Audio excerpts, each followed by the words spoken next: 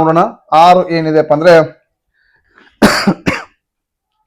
ಚಿತ್ರವನ್ನ ಗಮನಿಸಿ ಮತ್ತು ಕೊಟ್ಟಿರುವ ವಿದ್ಯುತ್ ಮಂಡಲದ ಒಟ್ಟು ರೋಧವನ್ನ ಲೆಕ್ಕಾಚಾರ ಮಾಡಿ ಅಂತ ಇದೆ. ಚಿತ್ರವನ್ನ ಅವರು ಈ ರೀತಿ ಕೊಟ್ಟಿದ್ದಾರೆ. ಇಲ್ಲೊಂದು ಬ್ಯಾಟ್ರಿ ಇದೆ. ಓಕೆ, ಆ ಬ್ಯಾಟ್ರಿ ಇದು ಮೈನಸ್, ಇದು ಪ್ಲಸ್. ಇಲ್ಲಿಂದ ವಿದ್ಯುತ್ ಪ್ರವಾಹ ಆಗ್ತಾ ಇದೆ. ಇಲ್ಲೇ ಎ ಎನ್ನುವಂತಹ ಬಿಂದು ಇದೆ. ಆವಾಗ ಇಲ್ಲೊಂದು ರೋಧಕ ಇದೆ, ಇಲ್ಲೊಂದು ರೋಧಕ ಇದೆ, ಹಾಗೆ ಇಲ್ಲೊಂದು ರೋಧಕ ಇದೆ, ಹಾಗೆ ಇಲ್ಲೊಂದು ಬಿ ಎನ್ನುವಂತಹ ಪಾಯಿಂಟ್ ಇದೆ.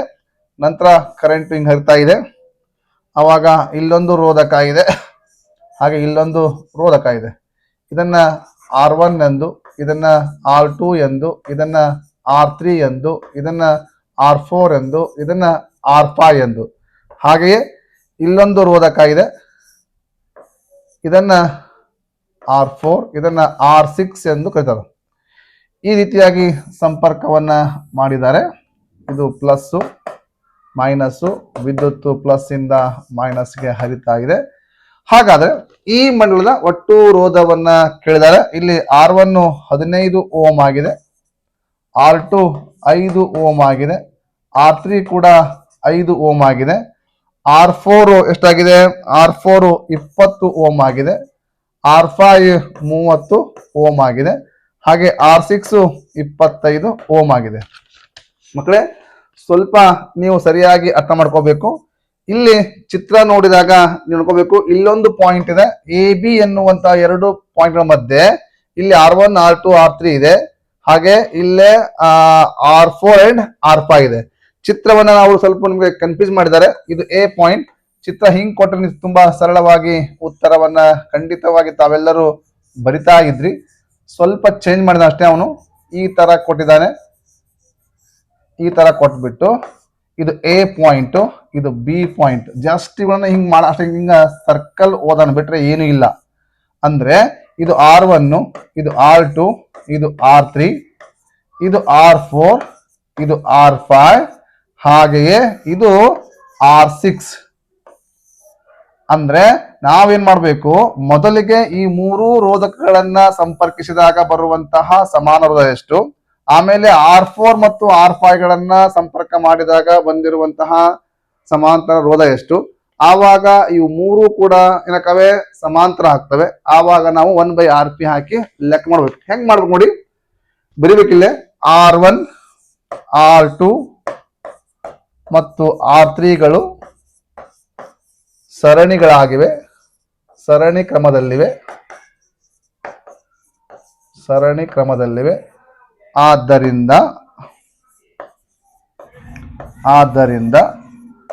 R1S is equal to R1 plus R2 plus R3 is equal to 15 ohm R1 ಇದೆ, R2 5 ಓಮ್ ಇದೆ, R3 5 ಓಮ್ ಇದೆ. ಅಂದ್ರೆ ಒಟ್ಟು 25 ಓಮ್ ಆಯ್ತು. ಅಂದ್ರೆ ಈ ಮೂರು ರೋಧಕಗಳನ್ನ ಸಮಾಂತರ ಕ್ರಮದಲ್ಲಿ ಸಂಪರ್ಕ ಮಾಡಿದ್ರೆ ಆಗ ಇದು 25 ಓಮ್ ಆಯ್ತು, 25 ಓಮ್ ಆಯ್ತು.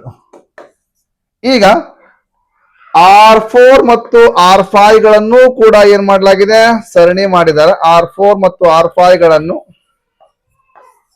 ಸರಣಿ ಮಾಡಿದ್ದಾರೆ, ಸರಣಿ ಕ್ರಮದಲ್ಲಿವೆ. ಹಾಗಾಗಿ ಇದಕ್ಕ R2S ಅನ್ಕೊಳ್ಳೋಣ. ಅವಾಗ R4 ಪ್ಲಸ್ R5 ಆಗ್ತದೆ. ಅವಾಗ ಏನಾಗುತ್ತೆ, R4 ಎಷ್ಟಿದೆ 20 ಓಮ್ ಇದೆ, R5 30 ಇದೆ, ಟೋಟಲ್ 50 ಓಮ್ ಆಯ್ತು.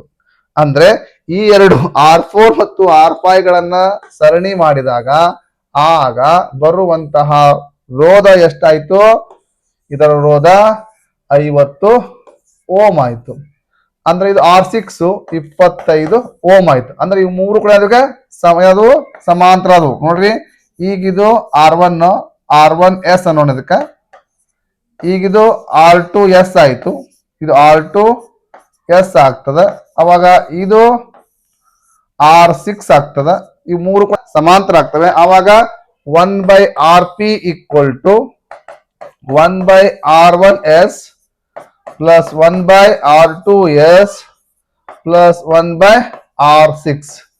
ಆವಾಗ ಏನಾಗುತ್ತೆ, 1/R1 ಎಷ್ಟಿದೆ 25 ಓಮ್ ಇದೆ ಪ್ಲಸ್ 1/R2 ಎಷ್ಟಿದೆ 50 ಓಮ್ ಇದೆ ಪ್ಲಸ್ 1/R6 25 ಓಮ್ ಇದೆ.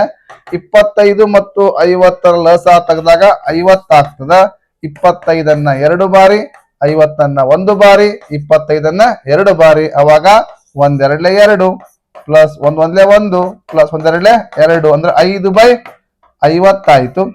ಇಲ್ಲಿ 1/RP is equal to 1/RP is equal to 5/50 ಆದ್ರೆ RP equal to ಹೇಗತ್ತೆ 50/5 ಆಗ್ತದೆ. ಅವಾಗ 5 1 5 10 ಅವಾಗ RP is equal to 10 ohm ಆಗ್ತದೆ.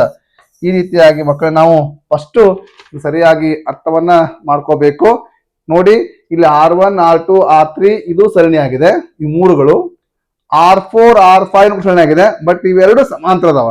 ಹಾಗಾಗಿ ಇದಕ್ಕ R1S ಅಂದ್ರಿ, ಇದಕ್ಕ R2S ಅಂದ್ರಿ, ಇದಕ್ಕ R6 ಅದು. ಇವು ಮೂರು ಸಮಾಂತರ ಹಾಕವ. ಆ ಮೂರು ಸಮಾಂತರದಾಗ ಸೂತ್ರವನ್ನ ಹಾಕಿದ್ರಿ. 1/RP is equal to 1/R1S 1/R2S plus 1/R6 ಮಾಡಿದ್ರಿ. ಆವಾಗ ಬೇಕು 10 ಓಮ್ ಬರ್ತದ.